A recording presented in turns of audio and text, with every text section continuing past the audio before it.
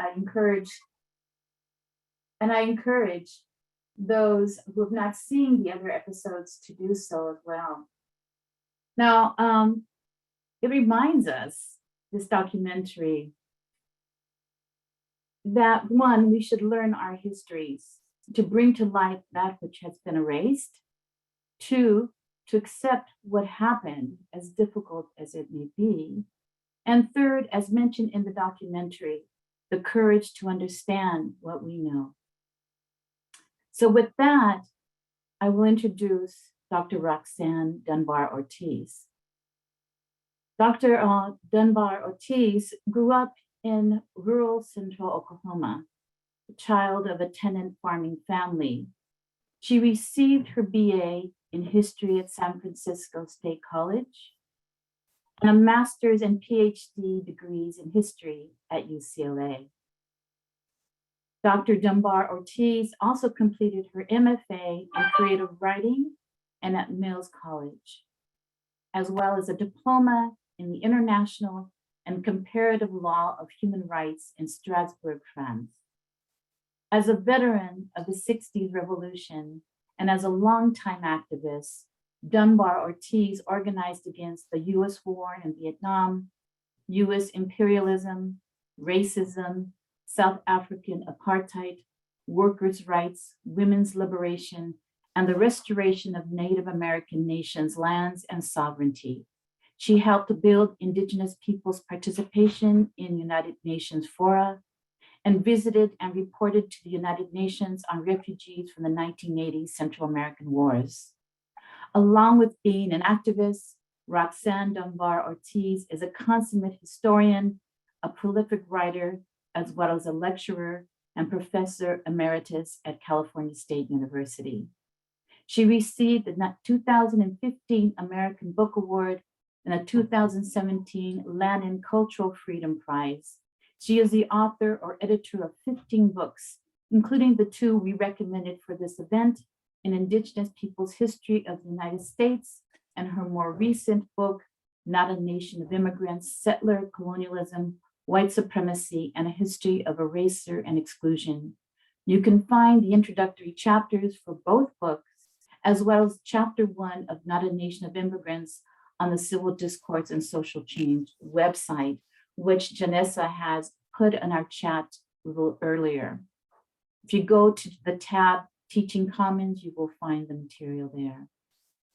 Among Roxanne Dunbar Ortiz's other writings are her historical memoir trilogy.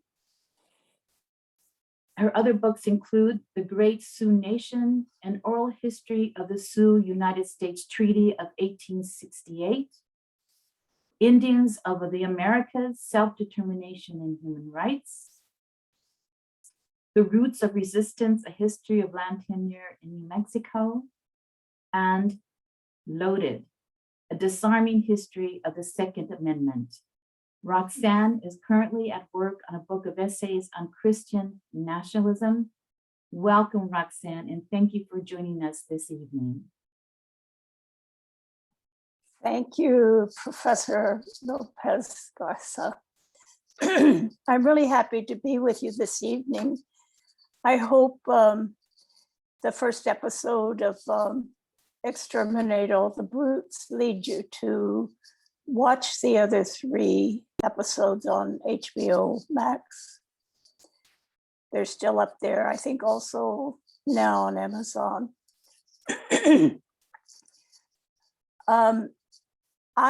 It was really a great honor to have my book, An Indigenous Peoples' History of the United States, used for this series. My main contribution being to highlight settler colonialism in the forming and continuing functioning of the United States. And that's what I want to address, settler colonialism. There was that part of the first episode on settler colonialism and direct quotes from my book. So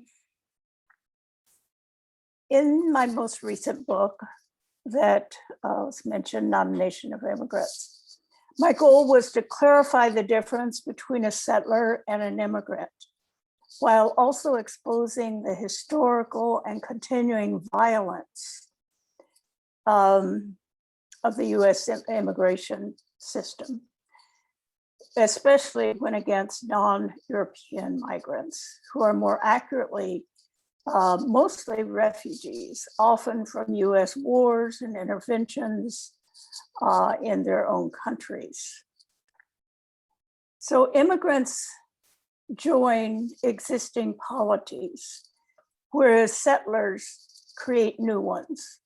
If those who had arrived at the Atlantic coast from 1607 onward had been immigrants, they would have sought to join the existing resident nations, learn their languages, their education system, and try to integrate with them. Instead, from the beginning, they sought to destroy or evict those societies, taking their land, villages, and developed agricultural lands, constructing a new and militarized polity called colony.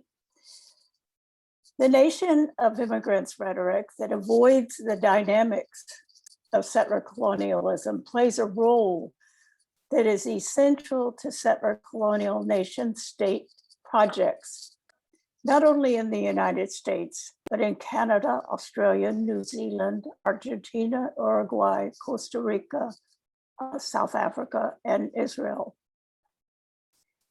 As Mahmoud Mamdani writes, the political project of the settler to create and fortify the colonial nation state becomes obscured by the non-political project of the immigrant, who merely seeks to take advantage of what the state allows every citizen. Historian Lorenzo Grassini distinguishes between settlers and immigrants, asserting that settlers are unique migrants made by conquest, not by immigration. Settlers are founders of political orders and carry their sovereignty with them, whereas immigrants face a political order that is already constituted. Immigrants can certainly be individually co-opted within settler colonial societies, and most often are, but they do not enjoy inherent and original settler rights and are characterized by a defining lack of sovereign entitlement. In the US, often applied to their future generations born in the United States, as is experienced especially by Chinese Americans and Mexican Americans.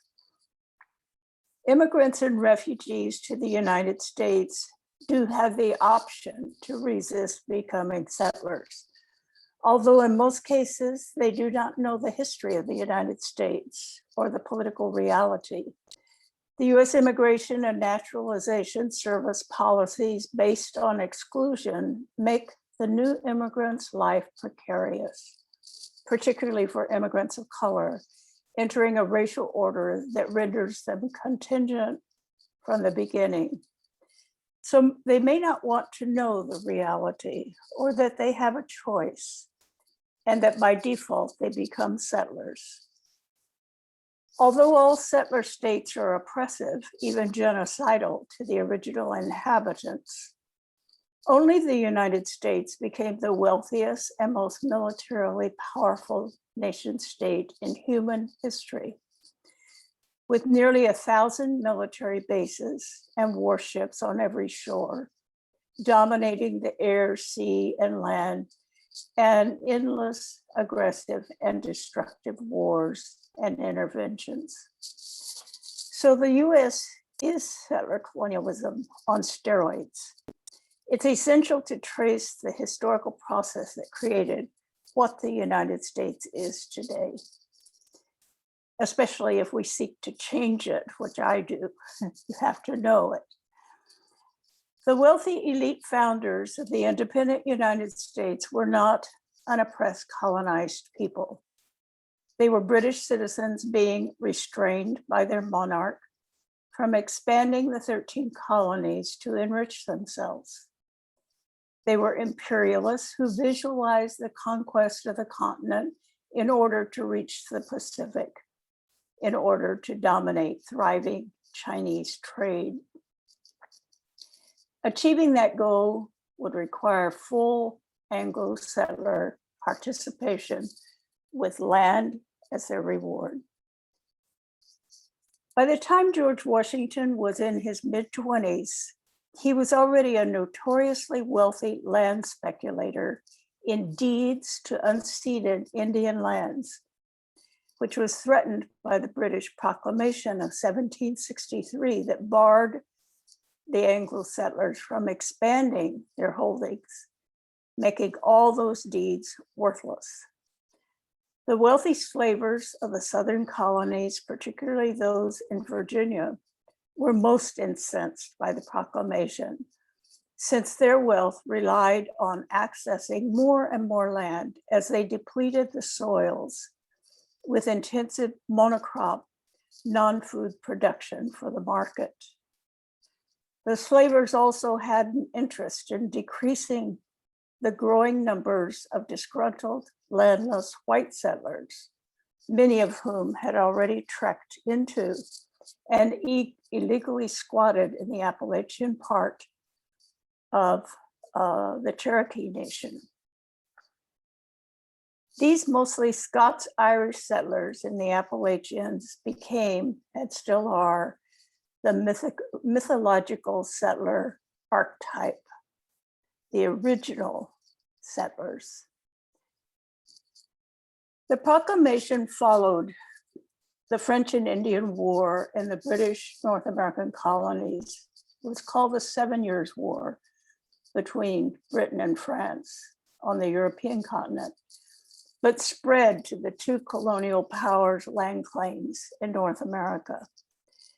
The French didn't attempt settler colonialism in North America. They certainly did later in the 19th century in Algeria and Southeast Asia and in parts of Africa.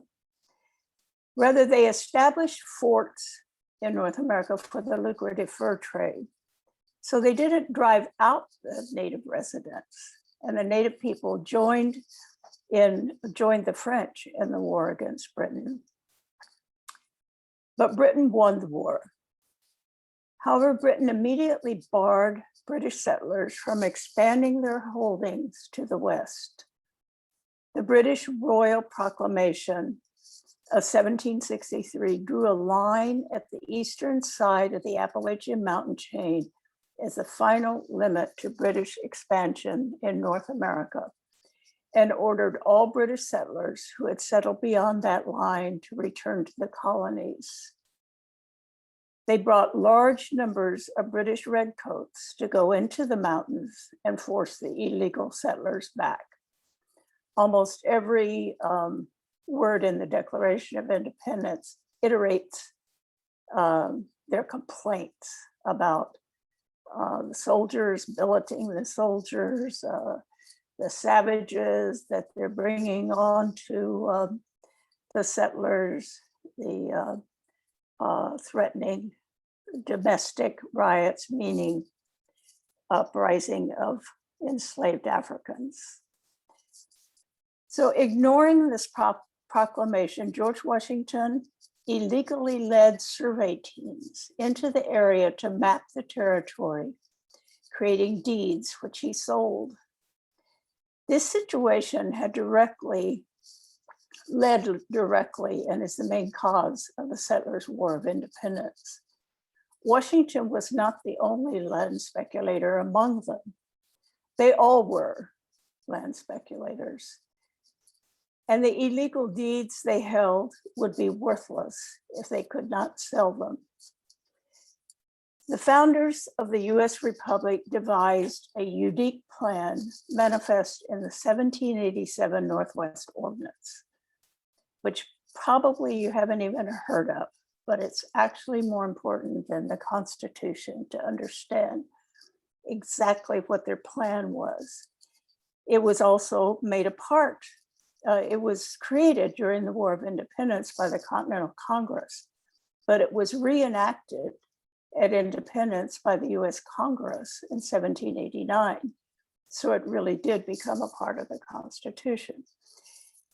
It was a roadmap filled with maps reaching the Pacific with a detailed plan for seizing the continent, including Mexico.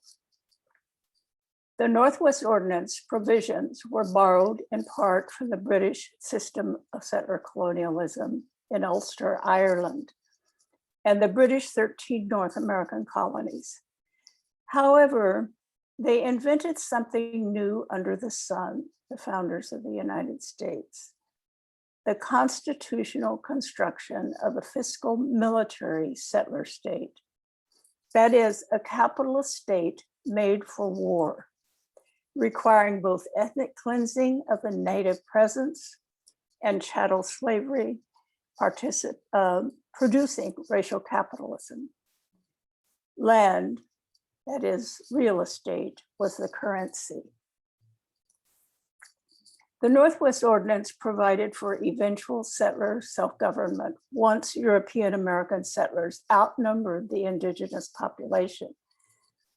This Land Act, the Northwest Ordinance, guaranteed to settlers property, civil rights, religious freedom, trial by jury, representational legislation, and public education, settler democracy. That ultimate conclusion, however, was preceded by successive stages of colonial development. From military, ethnic cleansing and control, to a federally appointed territorial government, to a simple semi-representational government, to finally admission into the United States as a state. These states constituted units of the fiscal military nation state. The government created to take land, which required constant war. Historian Howard Lamar observed that apologists for US expansionism do not see the ordinance as a reflection of colonialism, but rather as a means of reconciling the problems of liberty with the problem of empire, because they certainly did seek empire. The founders were unapologetic imperialists, chips off the old block of British imperialism, but with the added conceit of an empire for liberty, as Thomas Jefferson conceived the future. Historian David Reynolds writes that Jefferson believed the US empire was destined to assume the responsibility to spread freedom around the world, starting with the North American continent and intervening abroad.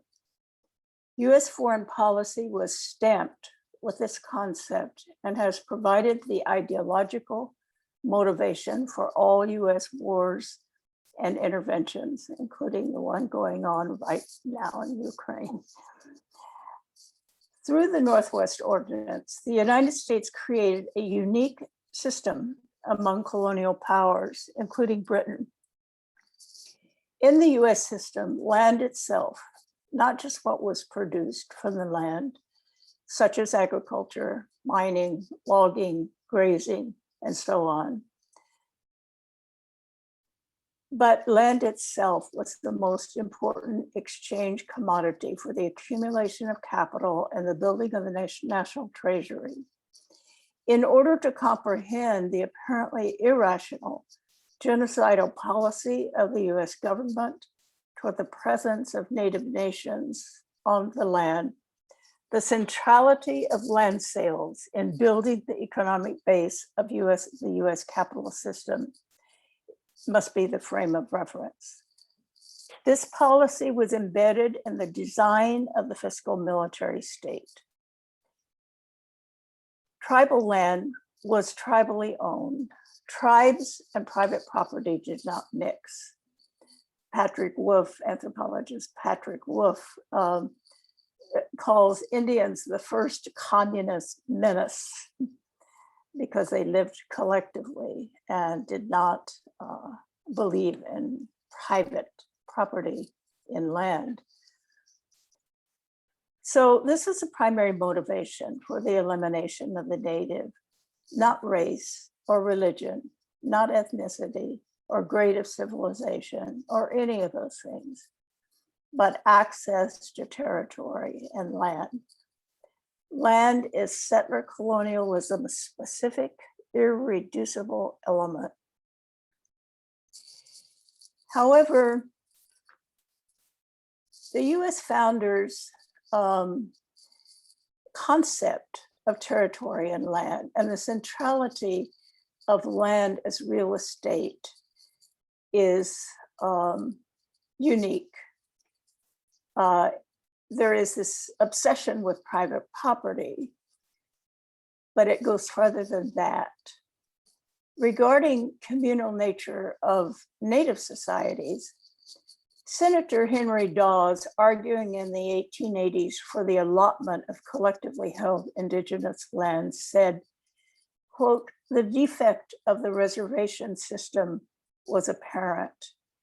It is Henry George's system." Henry George was a 19th century Christian socialist.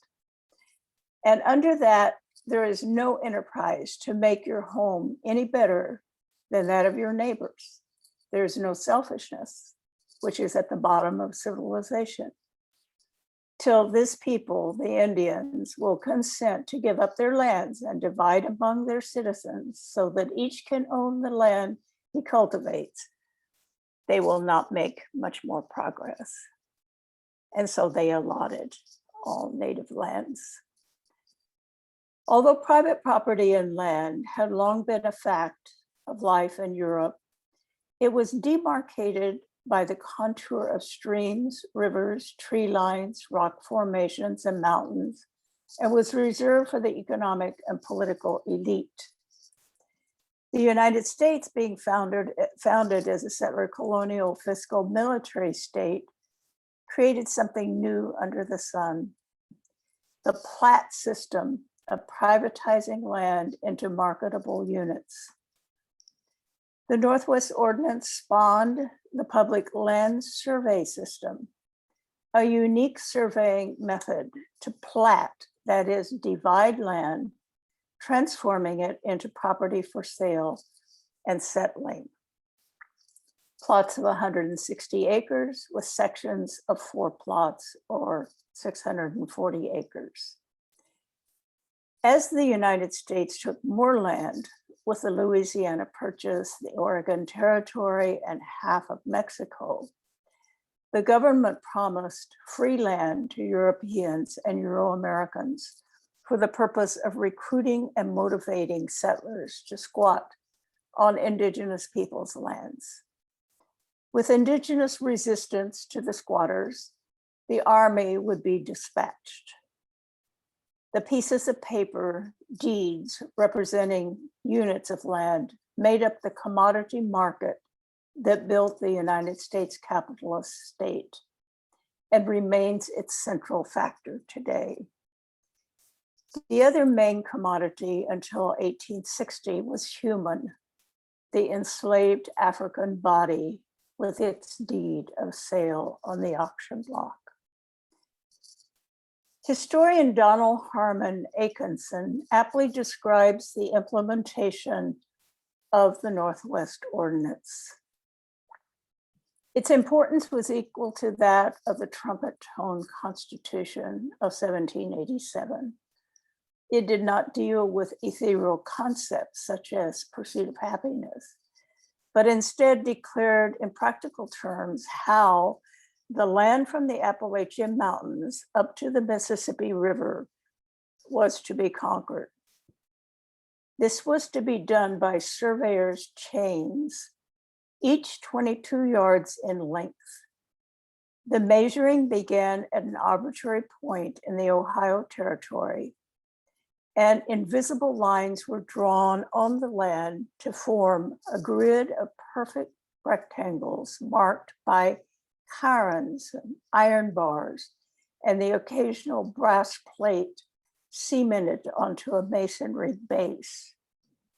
Each of the rectangles had its own map reference, and as the US Imperium expanded, the grid eventually reached the Pacific coast and stretched between the half of Mexico that was left and British North America.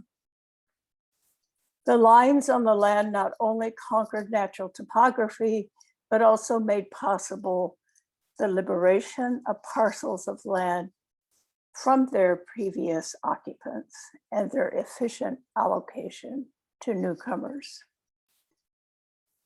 From the beginning of the surveys in the newly claimed Northwest Territory to the Pacific Ocean, the lands claimed by the surveys were already populated with indigenous peoples, but the land was treated as terra nullius, unpopulated land, while the indigenous nations and communities, reduced in numbers by genocidal warfare that caused displacement, starvation, crowded refugee situations, and resultant infectious diseases, were forced onto army-guarded reservations, dependent on government rations. The indigenous peoples of the large native agricultural nations of the South were forcibly relocated to west of the Mississippi. And then all other peoples were relocated to Indian Territory, which is now Oklahoma, where I grew up. There are more than 50 Native nations, almost all except 6 were transferred forcibly there from the South and from east of the Mississippi. So the old Northwest Territory was the initial site of genocidal policy enacted by the founders of the United States. By the time of the War of Independence that created the United States, British settlers and armed white citizen militias had 170 years of experience in ethnically cleansing and dominating the 13 original colonies. Employing this intergenerationally practiced and unlimited warfare against civilians and their resources, the government and settlers intensified and accelerated those practices from 1787 to 1832 in the invasion and conquest of the Ohio Territory, that is the Northwest Territory. That's referred to in the ordinance, certainly not Washington State and Oregon.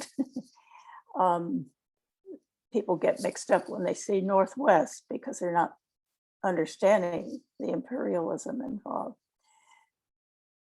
So this comprised the future states of Ohio, Indiana, Illinois, Michigan, Wisconsin, and Minnesota. The genocidal campaign carried out by the new US Army were recruited by Confederation, were resisted strongly by confederations of indigenous nations. But by 1803, ethnically cleansed Ohio became a state, followed by Indiana 13 years later, and others following. A kind of innocence characterizes the erasure of continued settler colonialism. Romanticizing settler sovereignty is a way of erasing colonialism and indigenous nations, and is a tendency as much on the left or liberal spectrum as the right or conservative.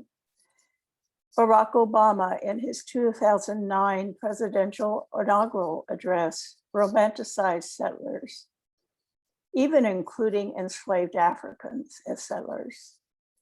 He said, "In reaffirming the greatness of our nation, we understand that greatness is never a given. It must be earned. Our journey has never been one of shortcuts or settling for less.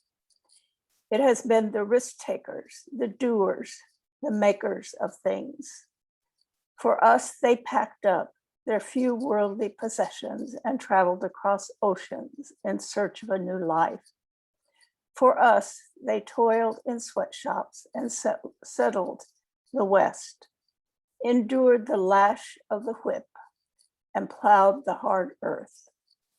For us, they fought and died in places like Concord and Gettysburg, Normandy, and Khe Sanh, that's Vietnam.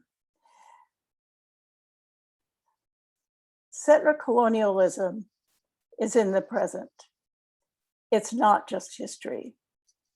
As Alyosha Goldstein observes, it is not a relic of the past, but a historical condition remade at particular moments of conflict, like right now at this moment, in the service of securing certain privileges, and often to symbolically negotiate inequalities among white people.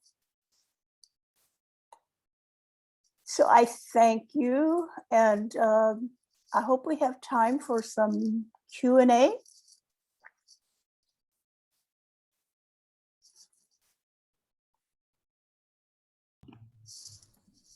Thank you. Thank you so much, Roxanne. Every time I hear you speak, I learn so much. And I know that all of us tonight really appreciate your contribution to history and, of course, your contribution tonight with us. And there are a few questions. We encourage those in the audience to please include your questions in the chat. And there are a couple now that we can ask you. I will read one of them, and maybe Hanum, if you'd like to read the other. And I believe Janessa is along with us. So one of the questions is, Roxanne, is, to what extent is the documentary a dramatization, and how much is based on actual historical accounts? Yeah, all of it is based on historical fact. The only dramatization throughout is with the universal white men. You know, that is the same actor. You notice you probably got confused at first, but it's intentional. He's just a universal white man. You know, he's a sort of, you know, an anti-hero, you might say, of the thing. The prototype. So yeah, so that's the only thing that's dramatized throughout, that is based on, I mean, everything he's doing happened. You know,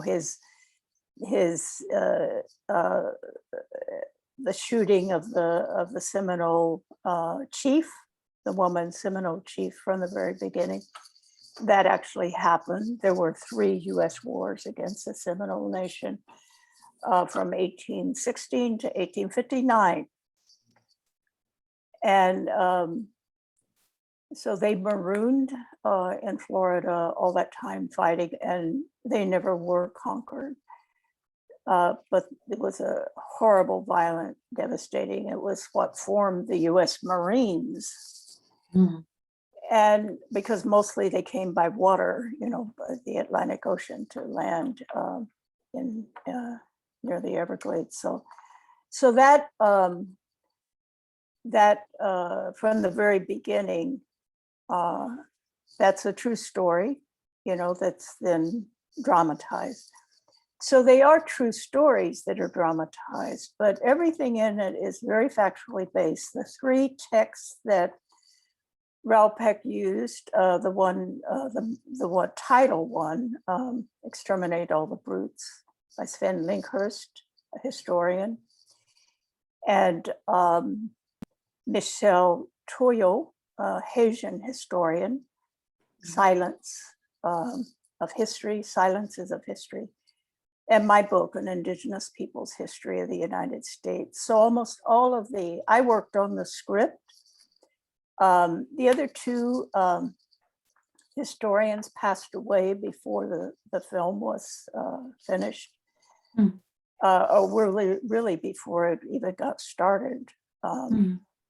And Raoul Peck was good friends with each of them, had known them a long time. So so I was then left as the only the only one standing.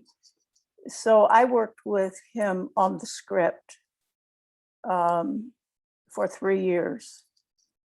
And of course, being a historian myself, I made sure that it was accurate historically. Thank you, Roxanne. I will leave it to Hanem and Janessa to ask you additional questions. Thank you very much. Thank you. Thank you, Martha. And thank you so much for your time and being here, Dr. Dunbar Ortiz.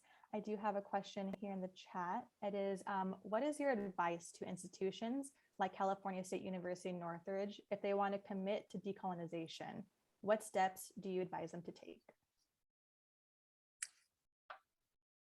Well, you know, I hear a lot about decolonizing institutions. I think it's kind of a misunderstanding of what colonialism is. Well, we have to decolonize the state, you know, the United States. And all of our energy should go into that. And of course, we have, of course, for, you know, 50 years now. I was a graduate student at UCLA in the 1960s. And we certainly certainly liberated in many ways the universities. There's been a lot of retraction, I think, corporatization, I would say. When I go to UCLA now and I look, everything has a corporate sign on it, you know, because taxpayers don't want to pay taxes, you know, for education or anything else, public goods. So that's, you know, that's neoliberalism. But I think first we have to educate ourselves, our students, and each other, and our communities, that the United States is a settler colonial state. And we have to figure out how you go about dismantling that. And then all the institutions within, of course, go with that. But I think it's a demonization of what decolonization is to talk about decolonizing a university or decolonizing an institution or even a city or a state. Liberalizing them, yes, you know, making them more human and for public goods, yes, but that's not decolonization. And so I think it's important to study colonialism, Frantz Fanon, and there's so much good literature now on colonialism. Mahmoud Mandami, I named a Ugandan, South Asian Ugandan, the British brought South Asians in the 19th century to work, you know, to labor all over the world, Fiji, the Caribbean, Africa. And they, so he's definitely, you know, African, generations of African. Read his book, Neither Native Nor Settler. Look at the recent formation. I mean, recent at my, you know, for me at my age, it's kind of old history for younger people, but the establishment of the State of Israel, which was established as a settler state with the maps of the United States, you know, the template of the United States as the settler state they wanted to be, and the reservation system of the reducing the land holdings of the indigenous Palestinian. Same with the apartheid South Africa, establishing the Bantustan. I found in the United Nations Library that the apartheid government of South Africa had submitted documents defending apartheid based on United States actions. And they were absolutely right. they use that as their template. So United States settler colonialism is the template for settler colonialism around the world. And it keeps giving it credibility because we don't challenge it in the United States. By default, we don't, we treat it as if it's a normal repressive capitalist state, but it's more than that. So I think you should do everything you can to make the university. I taught for 40 years at Cal State Hayward, and me and others did everything we could to make it more answerable to students, to include students in discussions, include students in formation of teaching tools and books. And I think all of the universities have all of the state universities and the UC system and the junior colleges are so much more open now and diversified than when I went to City College in San Francisco and San Francisco State. So a lot has been done, but that's not decolonization. We have to respect that word, that process, and what colonialism is. Thank you so much, Dr. Roxanne Dunbar-Ortiz. It's just a pleasure to have you here. We are running out of time, and I have 5 questions in my head, and there's one question from a student in the chat. So, be briefer. Is that what you're saying? No, not you. Not me. I should say them fast. I really appreciate. I'll just read Carlos's question from the chat, though. It's quick, and it says, "Is the U.S. involved in a war for land or resources now?" So that is one question from a student in the audience, and I'm going to just tack on my question also. I really appreciate I look forward to reading your book, Not a Land of Immigrants, because I'm really excited to hear your conversation about the narrative about the land of immigrants, but also a very real relationship that immigrants have to the settler colonial state, and land acquisition also as upward mobility. It's sort of the immigrant dream to come and purchase land and move up that way. And I'm sure you talk about this in your book more, but maybe if you could flesh out a little bit more of that relationship, it would be really great. Yeah, the United States is interested in controlling capital and military might. Land and resources are no longer the goal. They, conquered the continent, and from there, it was control the Pacific, invade the Philippines, control Guam, Pacific Islands. So that's U.S. imperialism. Of course, it was also continental imperialism, and what Mexico experienced with the war from 1821, basically the taking of the province of Tejas,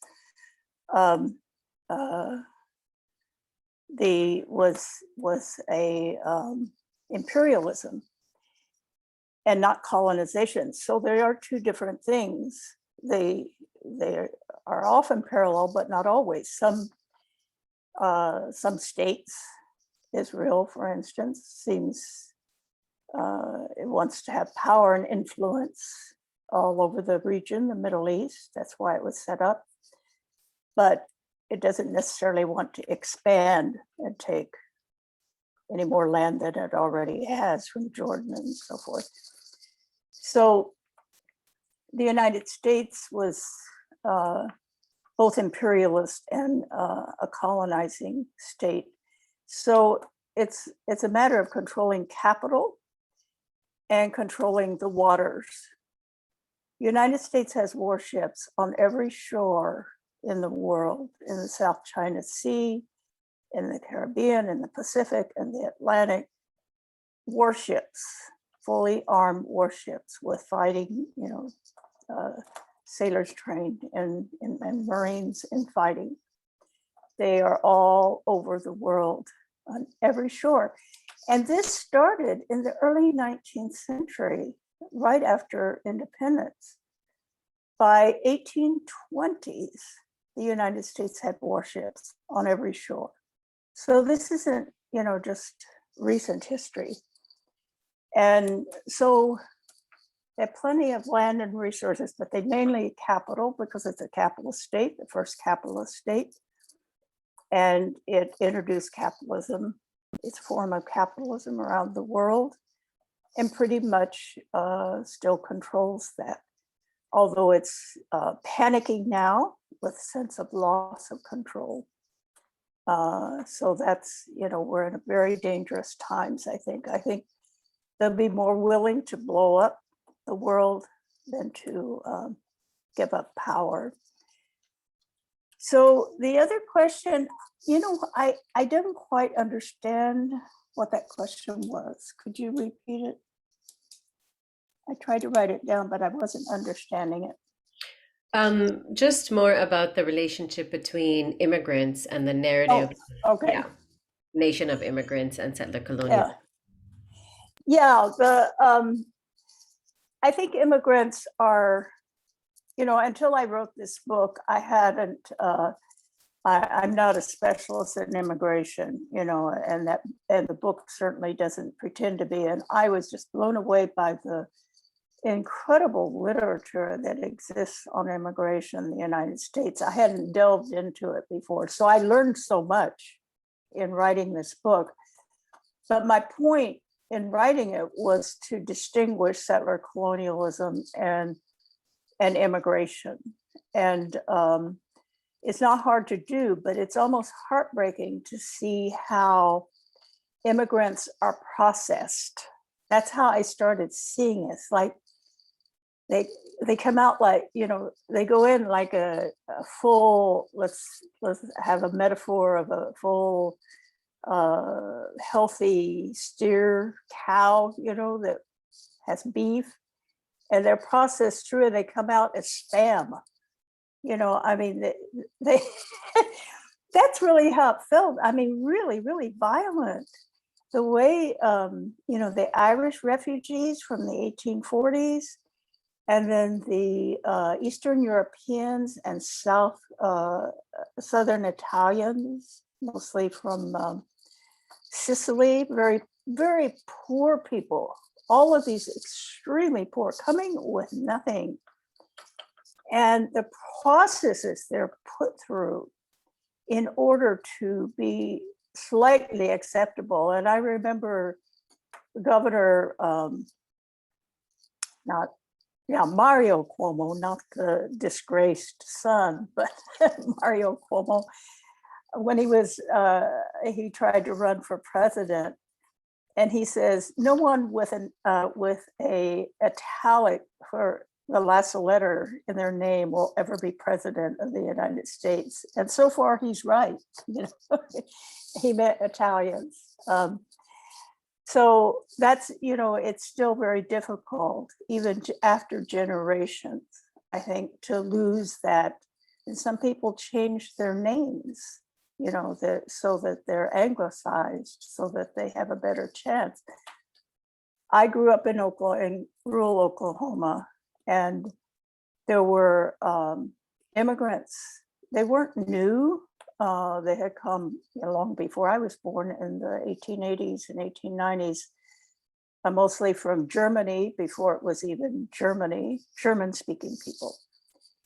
And even after generations, by that time, 5 or 6 generations, when I knew them, they didn't speak with accents. They were still treated as immigrants. We knew we were settlers and they were immigrants.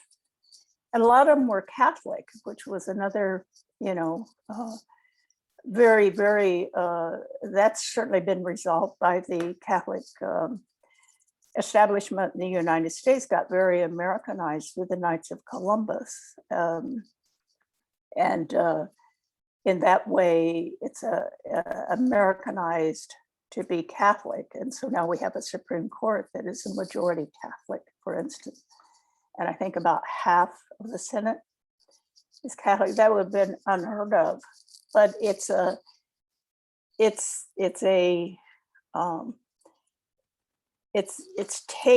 Americanization is the process of it, that it keeps then renewing the basic settler colonial state exploitation and the racial capitalism, the racial divide that is on the surface socially certainly better than in the past when it was like apartheid, but it's still clearly not equitable. So the descendants of enslaved Africans who've been here longer than almost any descendants of any other group still are contingent citizens. So I learned that from the literature on immigration about contingency, especially from third world immigrants, Asian, Mexican, African. It's really great literature. So I really recommend, if you haven't delved into this, read my book and you'll see lots of resources to go to read about it. Well, we have gone a little bit over time. I have so many questions, but I'm going to just begin by reading your book. I'd like to thank you so much for joining us today. This was really such a rich evening, for so much learning for myself, and I'm still thinking so much about your talk and the specific information you shared with us. I'd like to thank Dr. Roxanne Dunbar-Ortiz. I'd like to thank Mark Villaseñor for that fantastic presentation. My kids are in school and their teachers get so excited about the mission project, even now. So it's a big deal, So I was thinking of how I might draw on some of what you shared to go and make a presentation in their classes.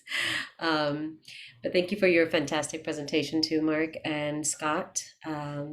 I thank you, Janessa and Mary and Ayan and Clem and Marta and Helen and Nicole and everybody who attended. And I'd like to and of course, Raquel and Rachel, who are doing all the behind the scenes technology work, which makes everything function. And there is a link in the chat. If you could take a quick survey, we'd appreciate it for CDSC. And like I said, the Student Social Justice Conference is coming up. So if you're a student, do try and check out our website or the link in the chat to see if you are interested in submitting an abstract for a presentation. Thank you, everybody. Appreciate your presence very much. Thank you, Roxanne. Thank you so much. Thanks, everyone. It was a pleasure. Bye. Remember, audience, that we have one chapter each of Roxanne's 2 books on our website, as Martha announced earlier. Take care, Roxanne. Bye. Thank you. Bye.